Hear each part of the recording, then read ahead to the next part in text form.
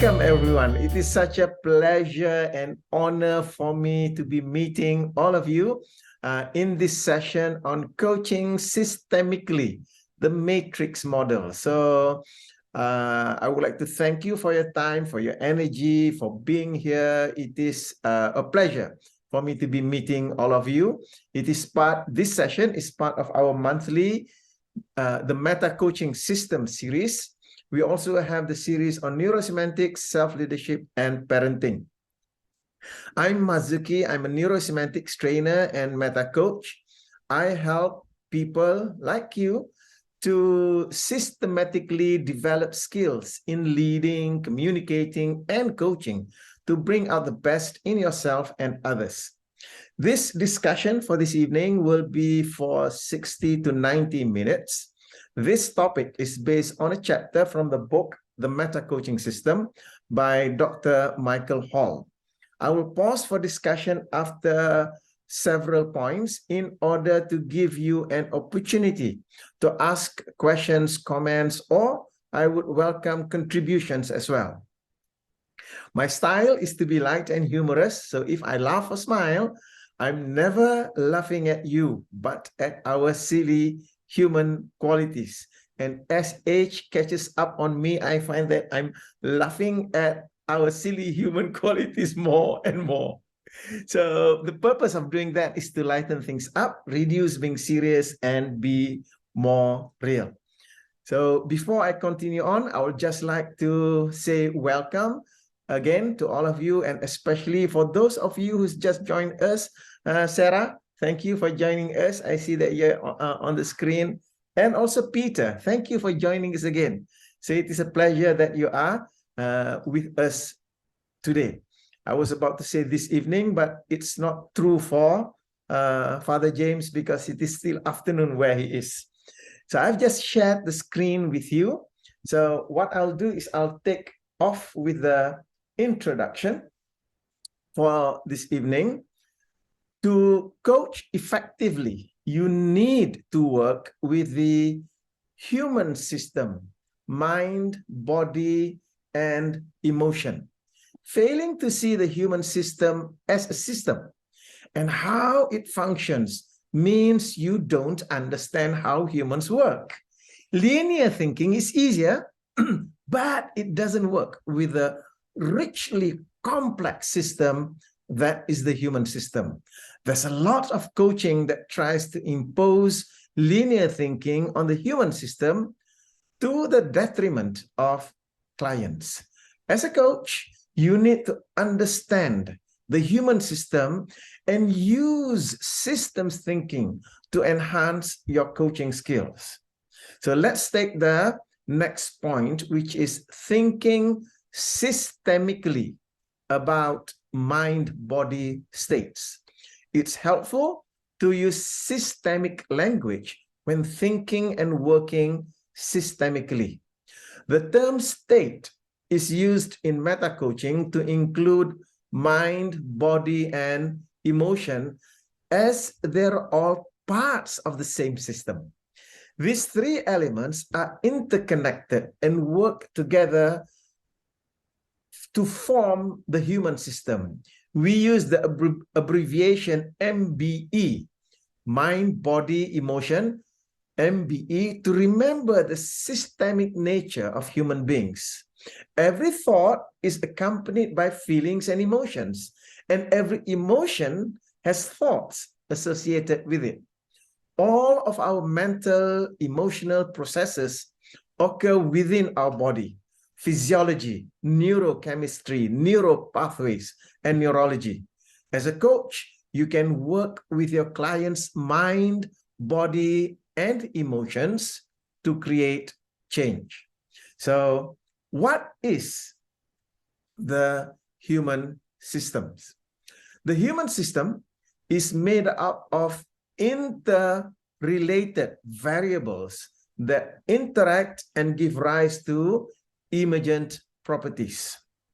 These include the body, mind, social context, triggers, and state. However, there are also deeper factors that influence the human system. such as meaning, intentions, time, self, others, domains, emergence, and loops.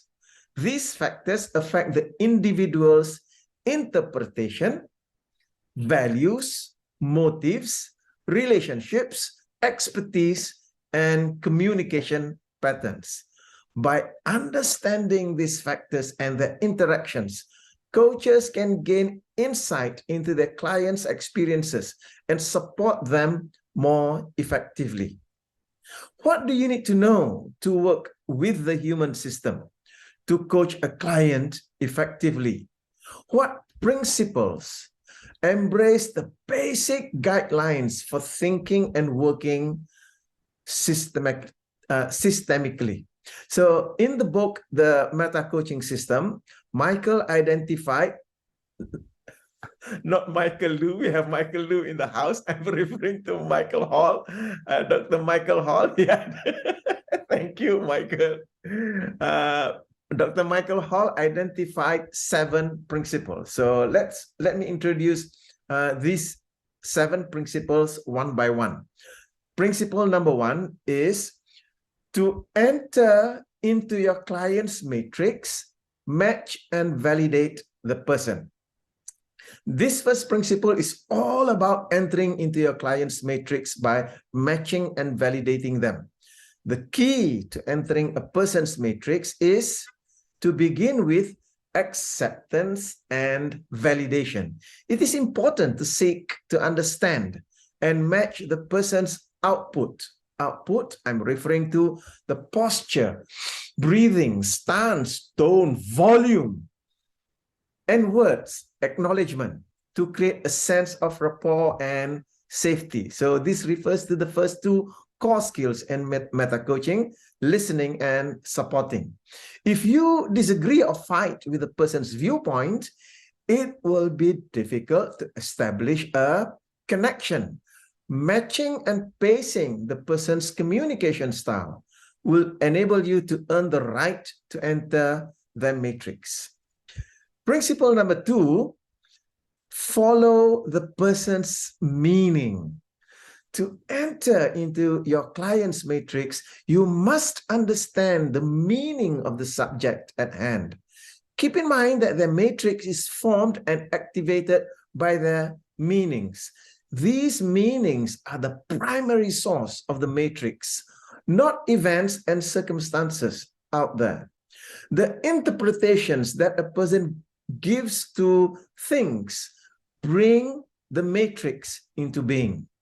Remember that the meaning you give is the instinct you live. So that's principle number 2. And number 3, follow the person's reflexivity.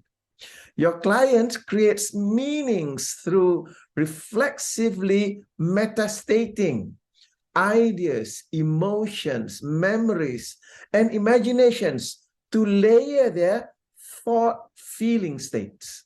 By tracking how your client uses their reflexivity, you can gain insights into their matrix. Pay attention to the sequence of their thoughts. What do they think next after considering a particular idea? Where does their awareness shift to next? How do they classify things, and what labels or categories do they assign?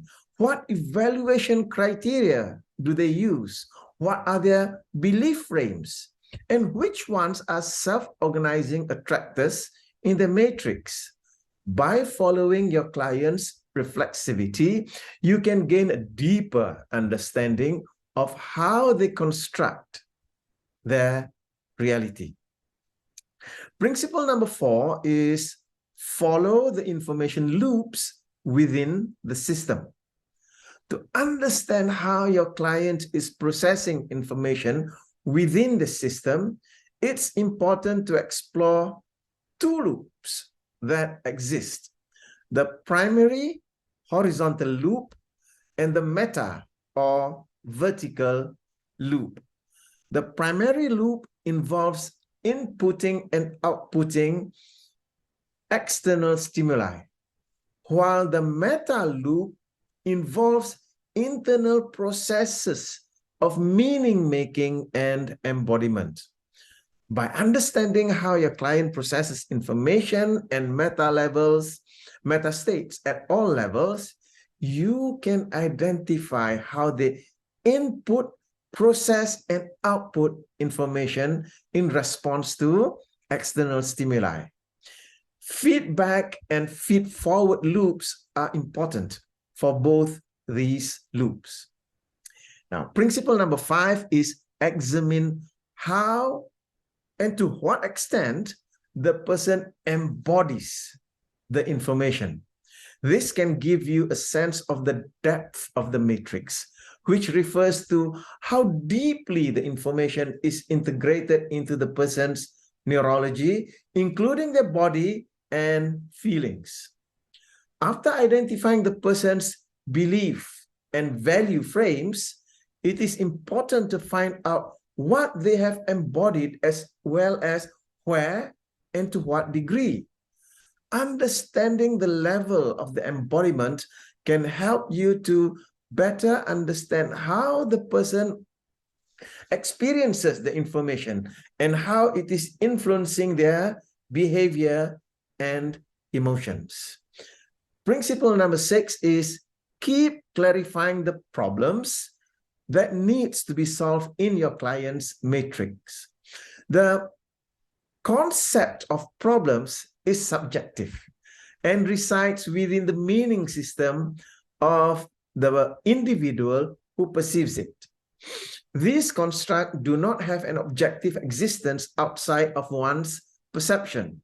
A person experiences a problem only when there is a goal in place and some barrier hindering the attainment of the goal. As such, when working with a client, it is important to continuously clarify the nature of the problem within the matrix. And principle number 7, search for the system's leverage points for change. As you analyze the matrix, it's important to recognize that not all variables are equal. Some have greater impact on the system than others. Look for the leverage points that have a high potential for affecting change. These are the points where a small shift or intervention can have a large impact on the overall system. By identifying these leverage points, you can work with your client to make strategic and effective changes in the matrix. So there you go. 7 principles with respect to working with the human system. Again, just to remind you, the human system is made up of interrelated variables that interact and give rise to emergent properties. Principle number 1, to enter into the client matrix, match and validate the person. Number 2, follow the person's meaning. Number 3, follow the person's reflexivity. Number 4, follow the information loops within the system. Number 5, examine how and to what extent the person embodies the information. Number 6, keep clarifying the problem that needs to be solved in your client's matrix. And number 7, the last one just now, search for the system's leverage points for change. So I'll just pause here and invite any questions or comments that any one of you have right now. So before I receive questions or comments, just to welcome those of you who've just joined us. I see Tessie is in the house. Checks you as well. Boy, Law, you are in here. Pumeza from Africa, thank you for joining us as well. So let me open it for questions and comments with respect to the human system. After this, we are going to go into the matrix model as a systems model and the quality of the matrix world. So with respect to human system, go ahead. Any questions or comments? Yes, sorry, I came a little. Yeah, it's really deep, these principles. But every time I coach, I just feel I have to throw that out of the window because the client doesn't know our rules and they just talk. So I have sometimes I have a struggle to pull them back and, you know, make them check the boxes, or for me to check my boxes. Yeah, that's my comment. Thank you. Appreciate that. Yes, clients come in all shapes and sizes and readiness. So as a coach, that's why we need that to be ready for that. Yeah. Thank you. Marzuki, I have a question about the Yes, Sarah. principle number 6. You mentioned that we keep clarifying the problem that needs to be solved. Is there a reason why we need to keep clarifying the problem? Clarifying in terms of the, as we say, that the problem is not out there, it's in here. The problem is caused by their meanings, their frames, their understanding. As we ask clarifying questions, that's when the client, by themselves, they will notice the answers. So that's why part of a conversation that we have in meta coaching is what we call the well-formed problem conversation. Typically, we cannot solve the problems because our problems are not formed well. And because of that, we cannot find the answers to it. So by clarifying the problem, we get the client to be clear about what the problem is, and they will find the answers to that. Yeah. Does that make sense? Yes, it makes sense, because when you said that because the problem is not clearly formed, therefore we can't find the answer. But once we form the problem, then they themselves can find the solution to the problem. Yeah. Okay, makes sense. Thank you. Right. Thank you. So I'd like to welcome Sanito and also Dr. Amin. Thank you for joining us. And as usual, Dr. Amin, I value the input that you have every time you join the session. Yeah, thank you. Sorry for joining you rather late. Just finished my call. Yeah, thank you. So let's move on to a couple more points.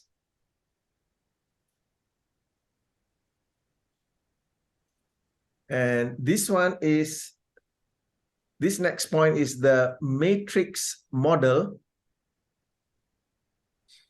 as a systems model. So when we talk about coaching systemically, we are using the matrix model. Yeah. So the matrix model is a systems model that gives birth to meaning. The term matrix comes from the Latin word matrix, meaning womb. So the guys around in this room here cannot imagine what a womb is like. Only women have that. However, that's where the word womb, giving birth, the physical womb in the body gives birth to a physical human being. Now the matrix, the womb in the mind, it gives birth to meaning. By comparing 2 or 3 concepts using a matrix with 2 or 3 axes, we can relate them and create a more complex concept. The matrix model of neurosemantics provides a place where meaning is born within our minds as a combination of our neurology, linguistics, semantics, culture, and more. The matrix can be thought of as the world of frames that governs how we perceive the world, react to it, and choose the behaviors available to us. It is the reality in which we live, the sense of reality that emerges from all the ideas, words, beliefs, and more that we have learned, inherited, and invented. The matrix comprises all of the maps and models, memories and imaginations, fears and hopes that give structure and form to our lives. Just like in the movie, The Matrix, You don't need to tell me whether you've watched the movie or not, because it will reveal your age. Just like in the movie The Matrix, where humans were grown for their energy needs, we were born into the matrix of frames in the world of meanings that were present in our family, language, school, culture, religion, and so on. This matrix is the world we operate from as we engage with the world of people and things. The matrix is the world as we know it from the inside, and it has a significant impact on how we perceive and interact with the external world. So let's take a look at how did the matrix come to be. The matrix is something that you were born into, and you started creating it from the moment you entered the world. The matrix of frames consists of the language, family, culture, and education that you were exposed to growing up. This cultural frame existed long before you arrived and served as the cultural matrix or womb into which you were born. Your MBE, remember MBE, mind, body, emotion, your MBE was molded and shaped to fit into this social reality. And this socialization process occurred without your awarenesses. Apart from the frames that you were exposed to, you also created your matrix of frames that governs your sense of reality. You built these frames from the experiences that you encountered in life, and you built them with the mind of a 5-year-old child. This means that the frames you created may not be accurate or useful, and they may be limiting your potential in life. The matrix you created, as well as the cultural frames, form the reality in which you operate and perceive the world. It is important to be aware of these frames and understand how they shape your reality. So that's how the matrix come to be. Once you understand how the matrix come to be, can you wake up from it and to be able to observe it? Most people don't. In the movie The Matrix, 1999, what, 23 years ago, the protagonist Neo in the Matrix movie found himself trapped in the Matrix, a reality he was unaware. However, he began to awaken to it. When Neo met Morpheus, his mentor offered him a choice between a blue pill and a red pill. If he took the red pill, Morpheus promised to show him the truth about the Matrix. According to Morpheus, the Matrix was a prison for the mind, a neural simulation that disguised the truth about the world, keeping people in a dream world of their own making. So that's the metaphor of the movie The Matrix. Now, the matrix that we are experiencing is not just an external construct, it is also a product of your mind. You create and develop the matrix through the frames of meaning, beliefs, values, understandings, decisions, and intentions that you add every day. The logical levels of your mind, which are embedded frames within frames, make up the matrix of your neuro-semantic reality. This means that your frames create your sense of reality, and this reality can be both empowering or limiting. Therefore, becoming aware of the matrix and its impact on your life is a crucial step towards personal growth and transformation. So as we coach systemically, we want to be able to coach a person to be aware and awaken from their matrix. So this next point is about the quality of the matrix world.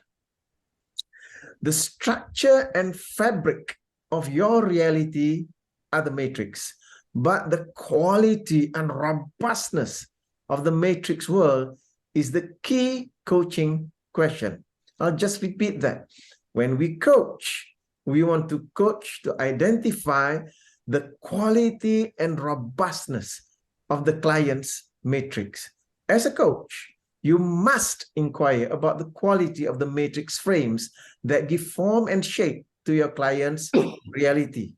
To access the quality of the matrix world, you must begin by asking some quality control questions, such as, is your matrix world of frames robust and powerful, providing a wonderful place to live?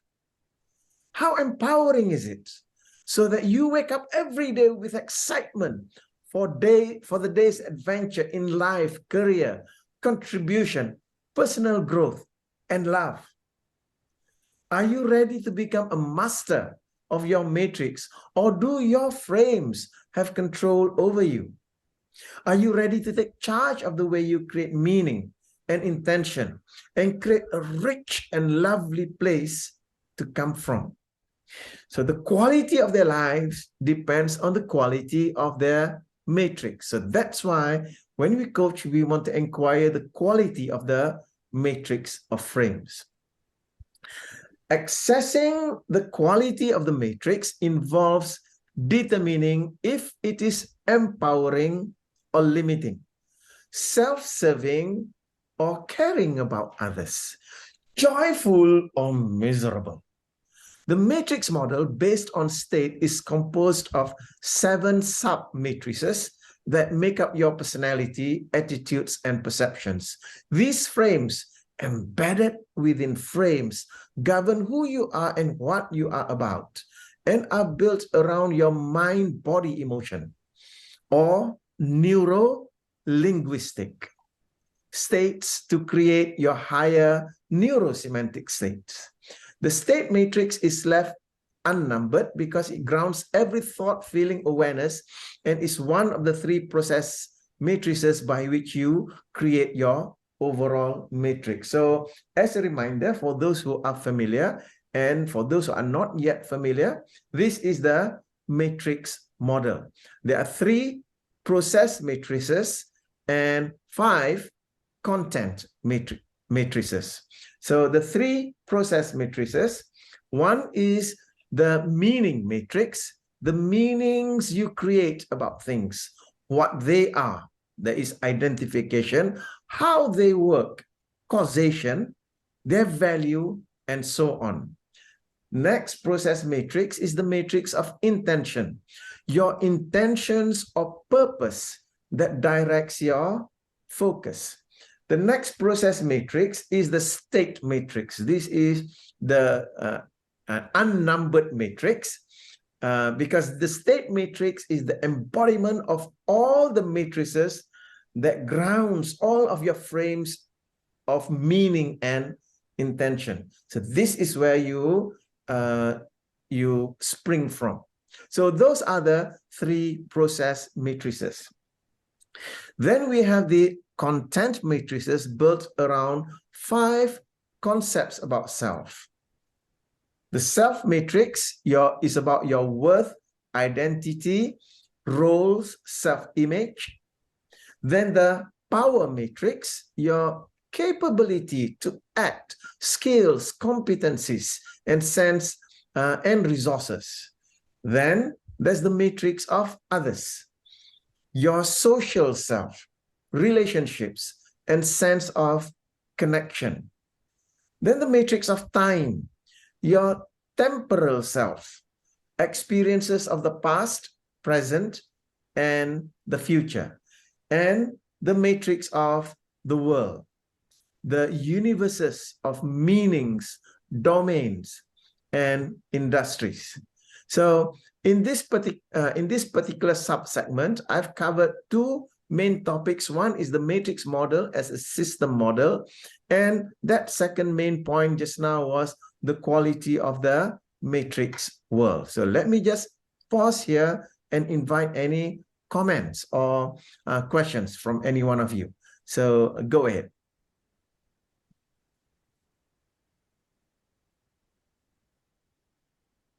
Marzuki.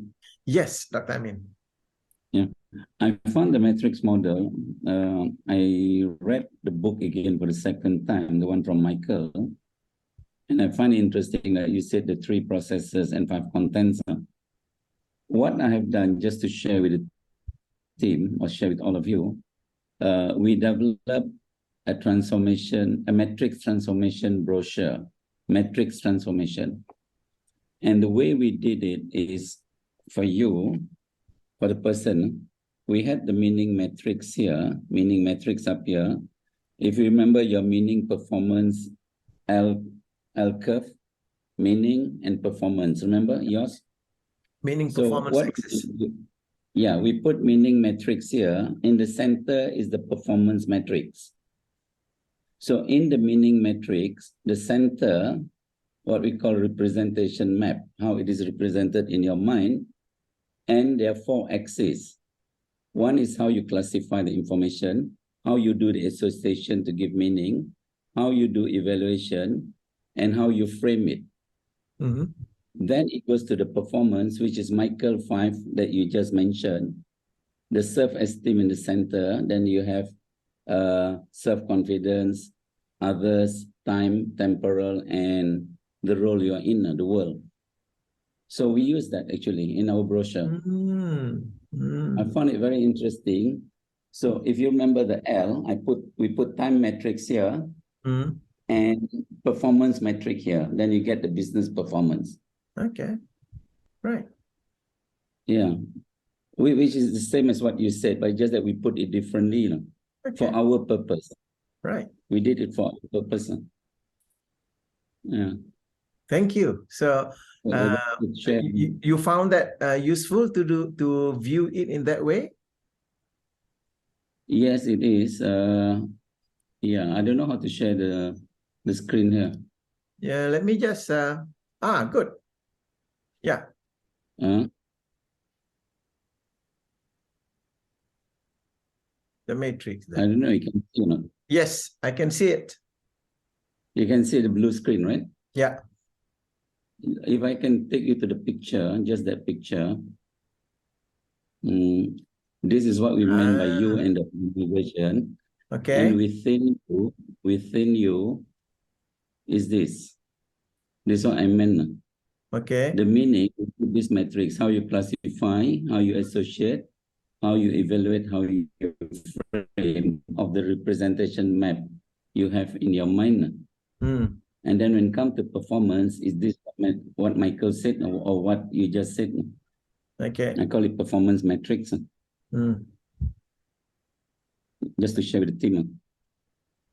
Okay. Yeah. Okay. Cool. Thank you. Okay. Thank you. Appreciate that.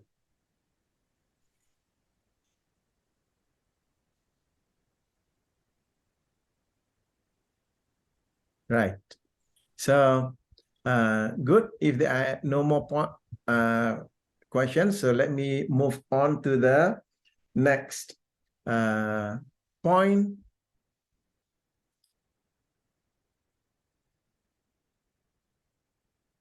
Okay.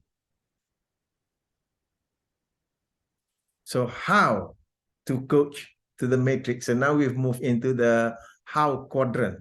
Just now was the why and what quadrant. So moving into the how quadrant, how do we coach to the matrix? So there are altogether 7 steps that Dr. Michael Hall has listed. So let me share with you all these 7 steps. So we begin with state. So that's the first step, begin with state. Start by focusing on your client's state, since it is the foundation of all personal and business mastery. Ask them questions to help them become aware of the state, such as, what state are you in right now? How do you get into this state? What conditions or circumstances contributed to it? Understanding your state is crucial for managing it effectively. If you can't manage your state, you are out of control. Remember to consider the energy, intensity, and resourcefulness of the state as well as what triggers it. This state analysis will give you a better understanding of your client's state and help them manage it more effectively.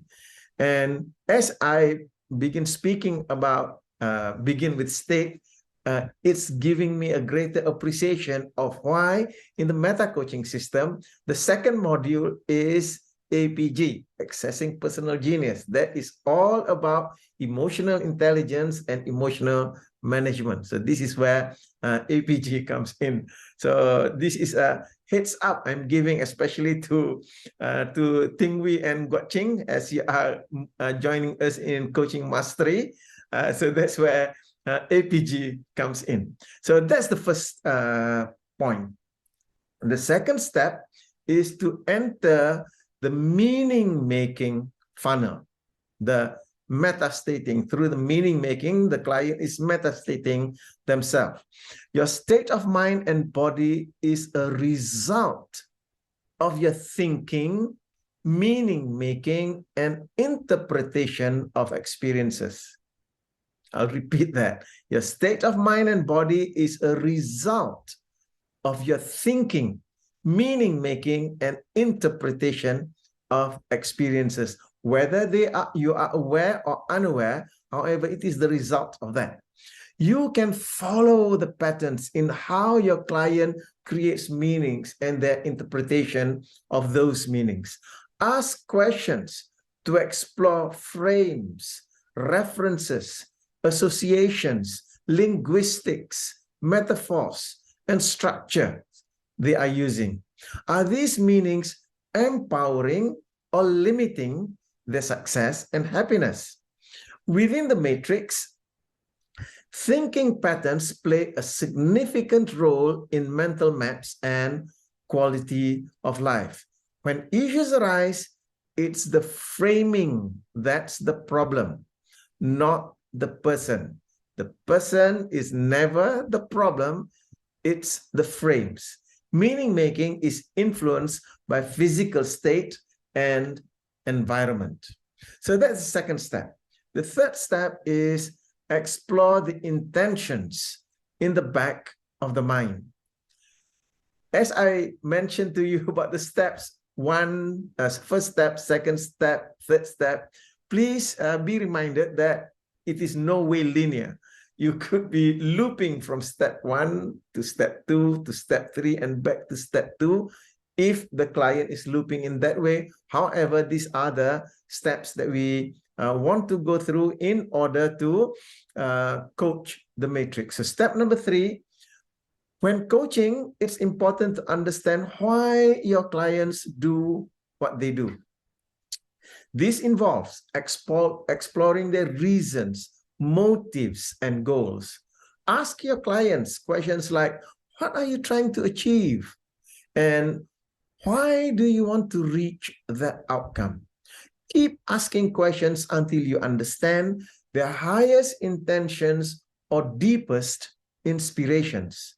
This will help your client take an intentional stance in life. So that's step number 3. Step number 4, identify the robustness and vitality of each content matrix. When clients create meanings and experience a state of mind, they construct specific content about themselves, others, the world, time, and resources. This content matters because it can be either valid or invalid. Misguided beliefs can take someone in the wrong direction and prevent them from achieving their goals. That's why it's essential to occasionally check the content of someone's thoughts and beliefs and remove all or erroneous ones. To check the quality of the overall matrix or any specific matrix, you can ask questions like this. Is there any mismapping that makes their lifestyle unbalanced? How healthy or toxic is the content in their self-matrix? Are there any thought viruses in their others matrix? Do they have beliefs about time that undermine their well-being? What do they think and believe about the world that doesn't enhance their life?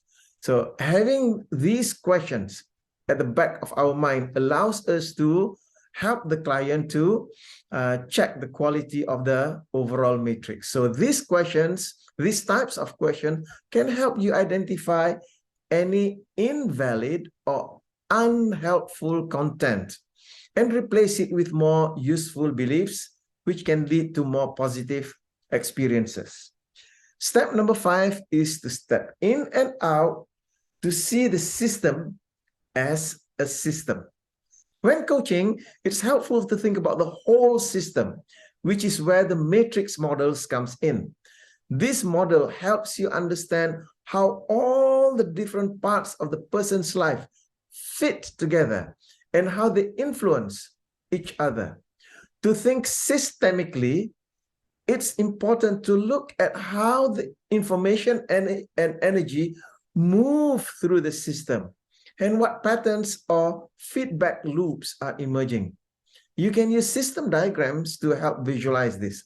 Ask yourself questions like, what information is being processed? What energy is being generated? And what frames are working like attractors in the system? By considering the whole system and how it's working, you can help your client make positive changes. Step number 6 is identify the attractors in the system. An attractor is something that has value and meaning for us, like an idea, emotion, or belief. By identifying the attractors in a system, we can understand where the system is headed and find opportunities for change. To identify an attractor, step back and ask, what is the system attracting? What is becoming more important or less important in the system? How is information in the system influencing our thinking? What is the system biased towards and against? So those are questions that we need to ask in our mind in order to identify attractors in the system.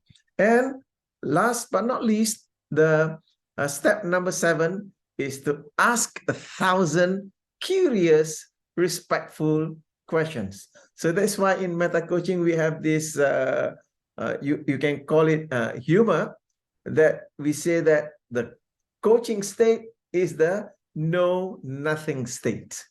When we are in that know-nothing state, it's easy to ask these 1,000 curious, respectful questions. Coaching is mainly about asking questions, so encourage your client to explore and ask questions. Listen carefully to their questions and ask further questions to check the quality of their thinking. Question their assumptions to examine the health of the system.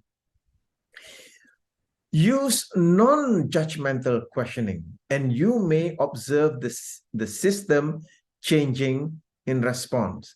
So going back to the question that Sarah asked earlier, clarifying the problem, when we ask questions from the state of curiosity and respect, exploring that further, that's when the questions are non-judgmental, the client will come forth with the clarity, and from there, they get their own answers.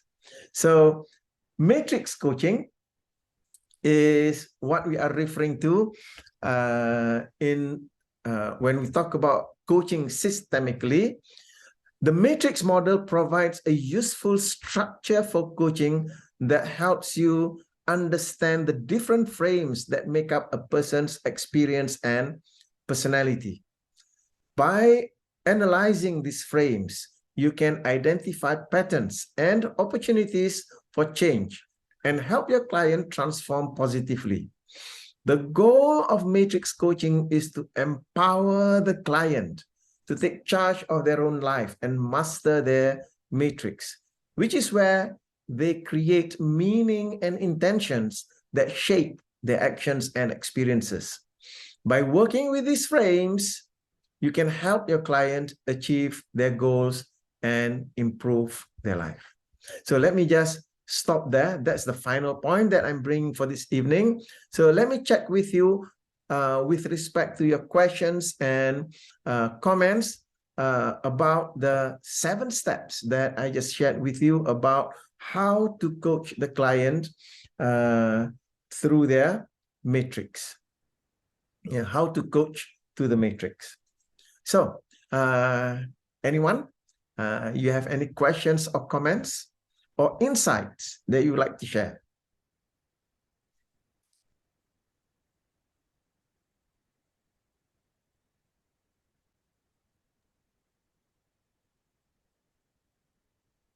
Mazuki. Yes. Sorry if I can. My experience on coaching, first is basically the last few coaching I did. I'm mindful of the contents matrix, which I call performance matrix. And I could see whether the biasness is more towards others or more towards herself. I could see that. And what I was observing is very much on the temporal, and looking at the timeline, whether it is in time or through time. So I use the metrics in my mind as a frame when I did coaching lately. You get me to see the picture. Okay. I use the metric model. Okay.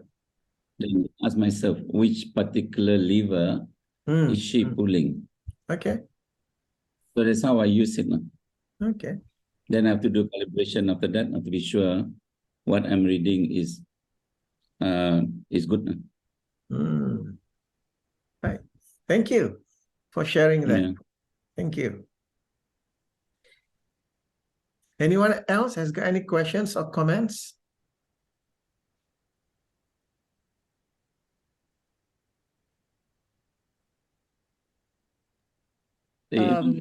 Sorry. Wait, Tessie, go ahead. you want to finish up, Dr. Amin? Yeah.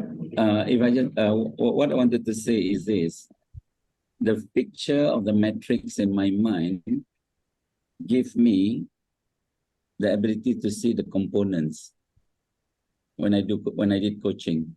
So it structured my mind into components. So that's what I wanted to share. Okay. Thank you. Sorry. Being aware of the matrix. Yeah. Yes, Tessie, you want to say something? Yeah, it's about, for me, it's about making the client aware that there is a matrix. Like the movie, I asked them to imagine that this Neo is trying to stop this bullet, and it's all happening in his mind.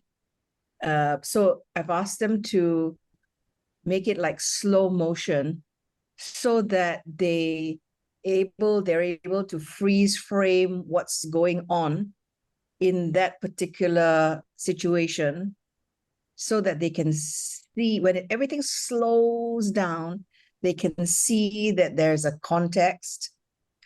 They can see that there's a self and a state, and then they can pull out the intention and wonder whether it's applicable in the world.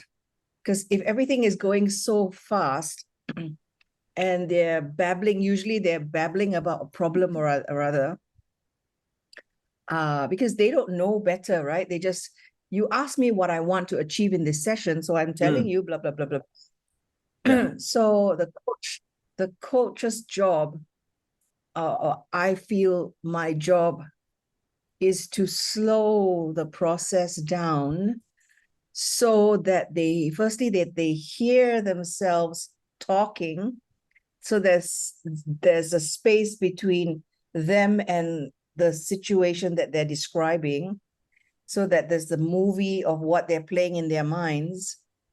And then they see their reaction, and then they're wondering, why did I do that? That was my response to that stimulus. So they're pulling everything apart. So what I'm trying to do in that moment when I'm slowing the client down is I'm trying to get them to define for themselves what the real problem is. Because when they're babbling, blah, blah, blah, blah, blah, blah,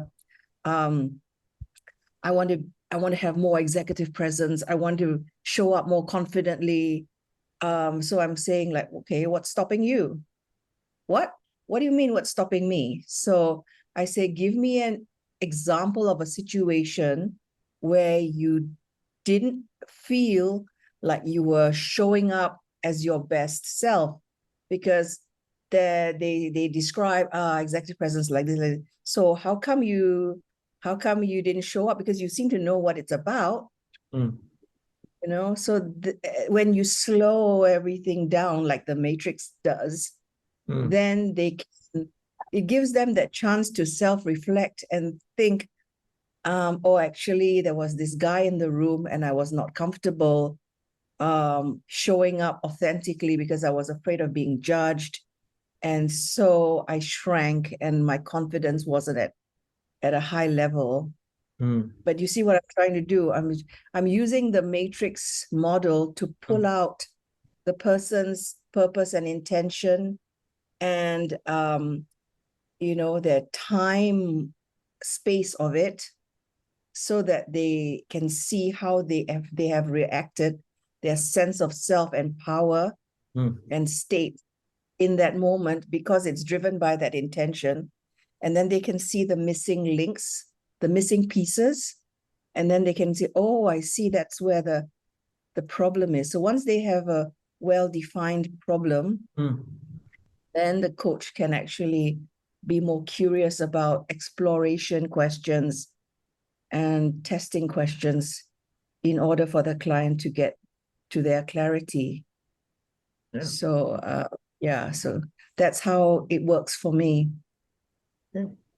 Thank you for sharing that. That's basically what you did right. Does it sound about useful? I mean, does it sound right, or how does it sound to other people? I mean, I don't know. Yeah, I have a similar experience in that sense, that when they go into their external loop, the horizontal loop, that's when they get caught up with what's happening and all that. When you bring them inside, you need to slow them down. And for many people, it's a new experience.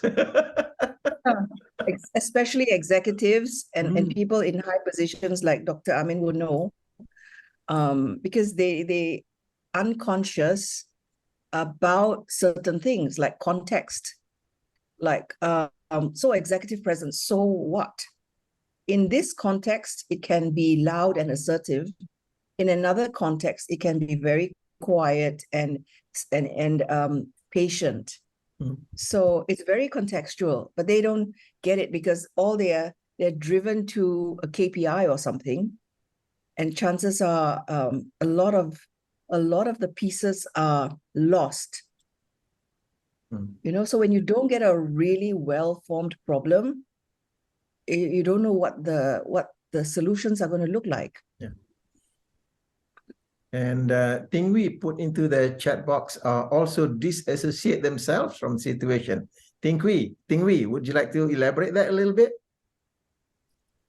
Yeah, so when I listen to Tessie describing that situation, I think the slowing down process, like dissociate themselves from the situation and able to see that from a third-party view, like a movie, Yeah. I think make a lot of sense. Like, wow, I didn't know I was bumbling. I was Yeah. having this frame. I was having this matrix. I think they were in that.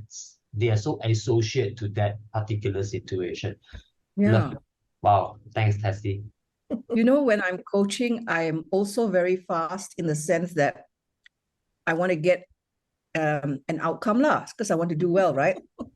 So I'm in my own way because if I do not slow it down to slow motion and I'm not able to manage the time space of my client and their self-awareness, I'm going to miss a lot of information because the audience, the client doesn't know, they just, you know. Yeah. And then I have to slow them down and say, well, coaching is not about information. It's about structure. It's not about the content, but it's about pulling apart the pieces to get to the solution. So I'm going to be in charge of the process and you're going to be in charge of the results. So let's take it one step at a time. So I have to set the pace and slow it down so that they can see the pieces of the matrix. I think the strength that you have, Tessie, the slowing down, I think induced them to a different state now, which is good now. Yeah, because like Mazuki says, mind, body, emotion, right? Because if they go so fast, they're not checking into the body, they're all head, you know? I think that's very true. Their head, yeah. And our bodies know better, right? Because if it doesn't sound right, if there's an objection, then it just doesn't feel right, you know? As I'm preparing for this session to talk about coaching systemically over the last couple of days, two things that pop out that highlighted how important for us to look at the human system. One was a documentary on Netflix currently. It's called Downfall, something behind it, but it's the story about the downfall of Boeing that ended with more than 300 deaths due to the 737 MAX. Yeah, that downfall. So you could see very clearly that after the merger between Boeing and McDonnell Douglas, they were just driven with the activity as defined by Wall Street, shareholder value, profits, and all that. And because of that, a lot of the culture, the values previously from Boeing was set aside. And after over a period of 20 over years, the culture was eroded. It came to the point whereby we had the incident with the Lion Air and also the Kenyan Air disaster. Ethiopian. So this is where when people they are so engrossed in with the behaviors, with the behavioral measures, the performance measurements out there, they are not up here to be able to evaluate their behaviors. That's when they get into trouble, resulting in more than 300 deaths. More than 300 deaths in the two crash. So that's one. The other one that I've been looking at currently, people have been making a lot of news, both for and against artificial intelligence coming into use. Microsoft is bringing in ChatGPT into Bing. You have Google developing their own artificial intelligence into the search engine, and I've been having a lot of fun playing with ChatGPT. It's just that all of the presentation for this evening, I ran it through ChatGPT just to play around with it.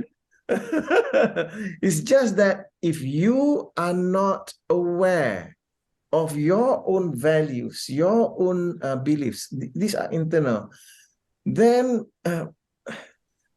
one thing about ChatGPT, it tells you that the creators tell that it is not necessarily accurate. Why? Because of the echo chamber, because of the misinformation.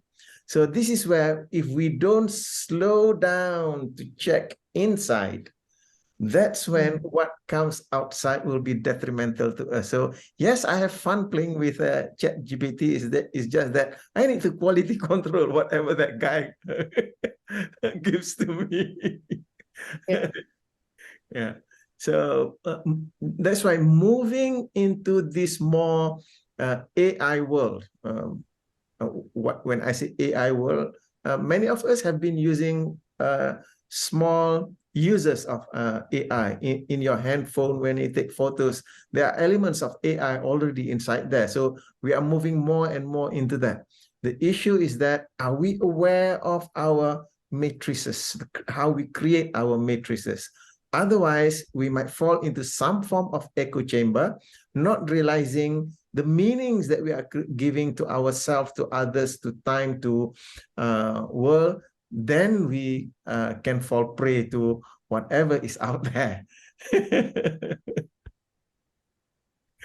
So, anyone else has got any thoughts on that?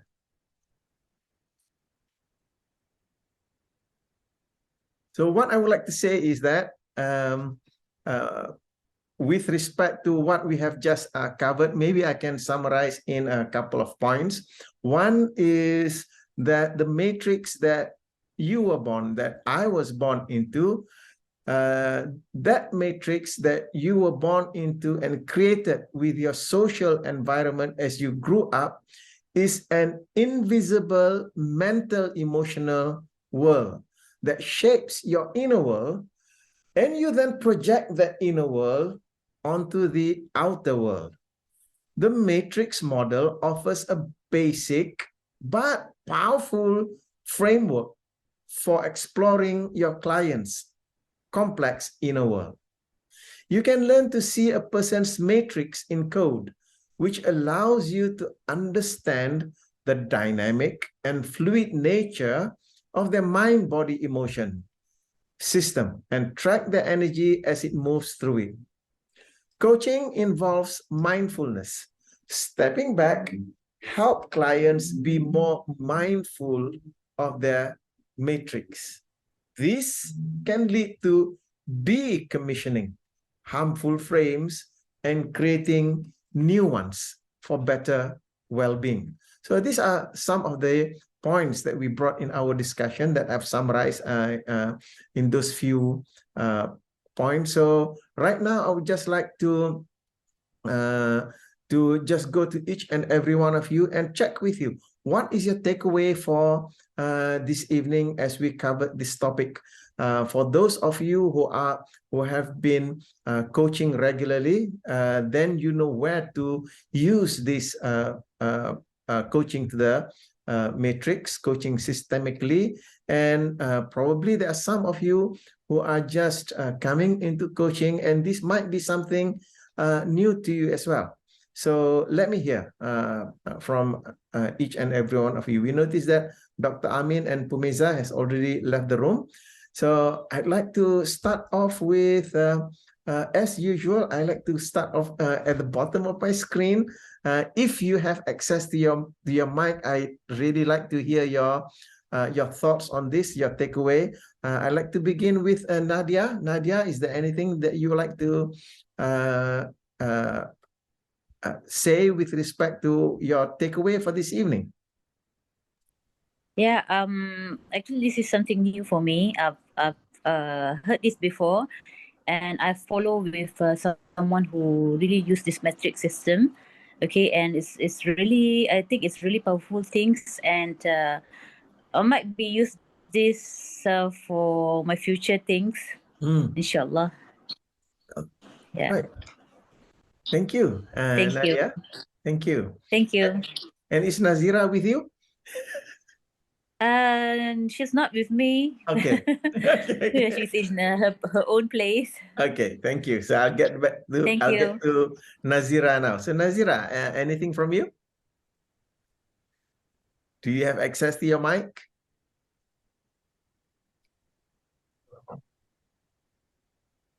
No? Thank you. I'll move on to Selina. Go ahead, Selina.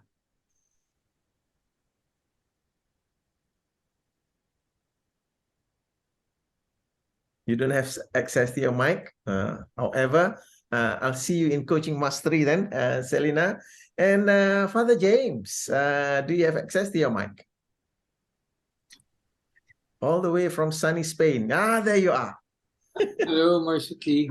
Thank you for the sharing. It's a really good review for me. My part, it's a review.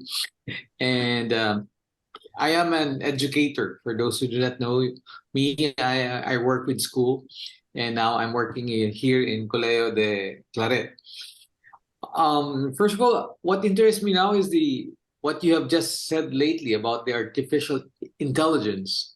And really, how can this and artificial intelligence or the social media can create a new matrix for the kids, for the students that they're doing as they are being more exposed and forgetting who they are really, because they have becoming more focused on what the social media is feeding them. Yes. And I think this is a good way as educator to see more how can we help students to become mindful and really think about these things. Okay. Thank you very much. Thank you, Father James. Next, Sunny. Go ahead, Sunny, if you have anything that you would like to share about what you take away from this evening.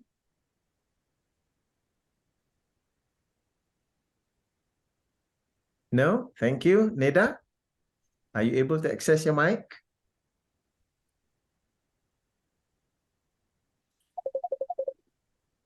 No? Now, how about you, Danielle? Go ahead, Danielle.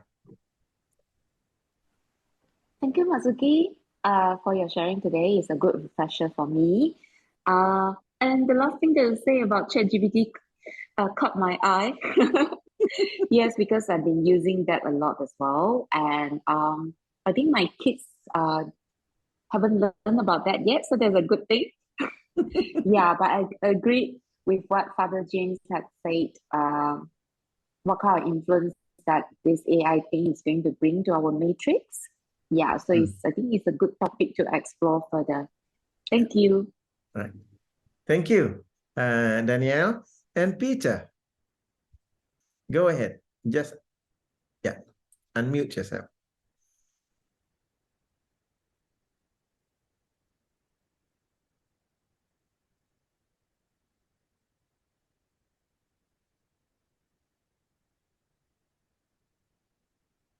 Are you able to unmute your mic, Peter? Yes, sure, I can. Yeah, Marzuki, I think this is also for me, it's a good review again, and probably also a prompt to use it more, to focus more on using, because as you say, the human is a complex being of body, mind, and soul, emotion, and everything.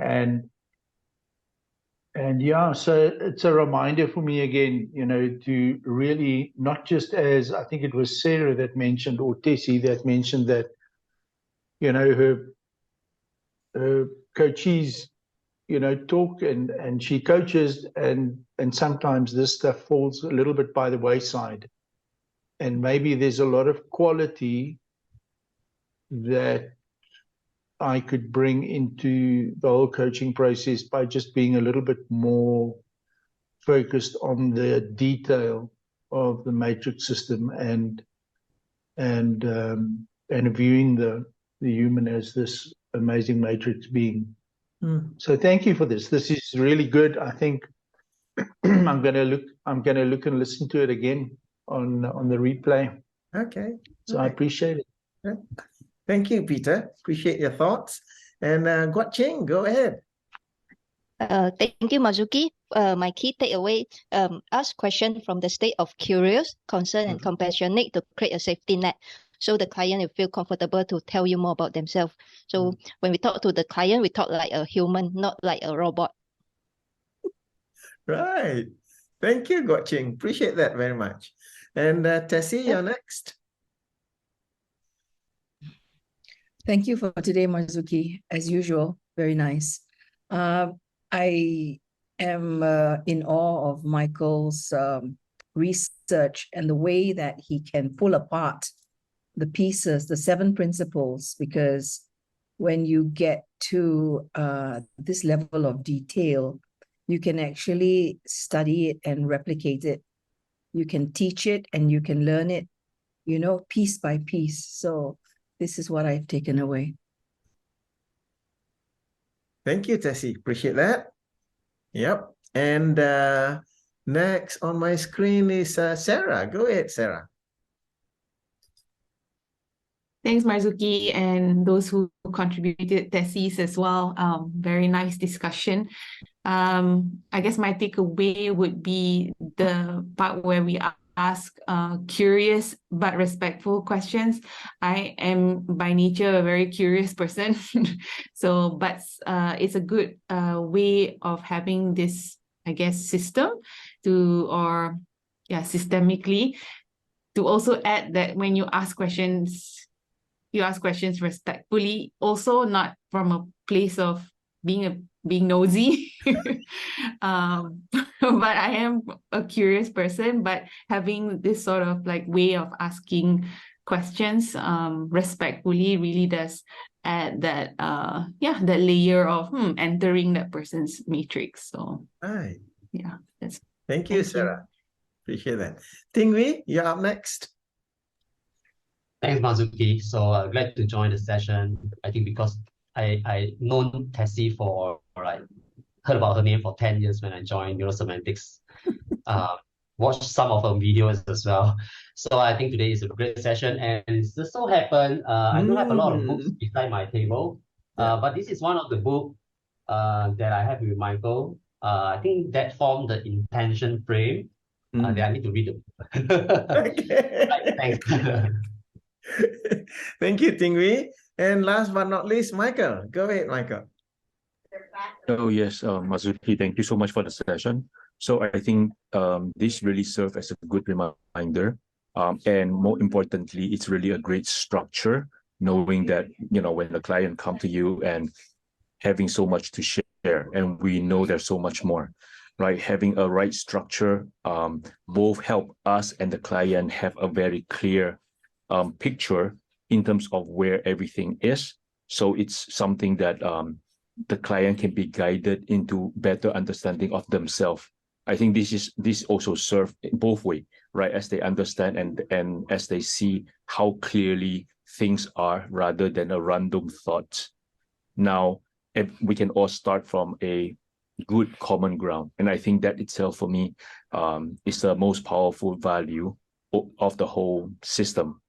Right. So it's really the structure, the context of the client, how do they use what and when. So I think that's the one that is going to be the most support and most useful for both coachee and ourselves. Wow. Thank you very much for that insightful sharing. Thank you, Michael. So we've come almost to the end. Allow me to just share with you an announcement before we end. The announcement that I have is that I've mentioned earlier that Coaching Mastery will be here in Malaysia from the 16th to 24th of June 2023. And I'm so happy to have three of you in this room who've already signed up for Coaching Mastery, going there for the first time. And those of you meta coaches, you would like to review your skills, please, you are most welcome to join in as a reviewer. And reviewers only pay 25% of the fee because you've already attended the program before. Now, for those of you who have not familiar with Coaching Mastery, so this is the meta coaching pathway. It starts off with Coaching Essentials. That's a 4-day program, and I've scheduled Coaching Essentials in March 4 days, and these schedules are to help people who are going to coaching mastery and do not have the prerequisites to be able to have this opportunity. So coaching essentials in March, that's module 1. Module 2 is coaching genius. That will be in May, and then coaching mastery will come in June.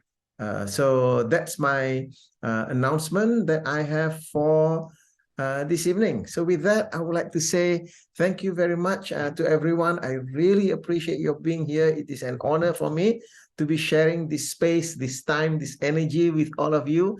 And I would like to hope that we can meet again. So till then, I wish you all the best, and God bless, and may life be happy and fulfilling for all of you. Thank you. Thank you. Thank you, Masuki. Thank you. Thank you. Nice Bye. to meet you, Michael. Thank you, Mazuki. Thank you, Bye. everyone. Thank you.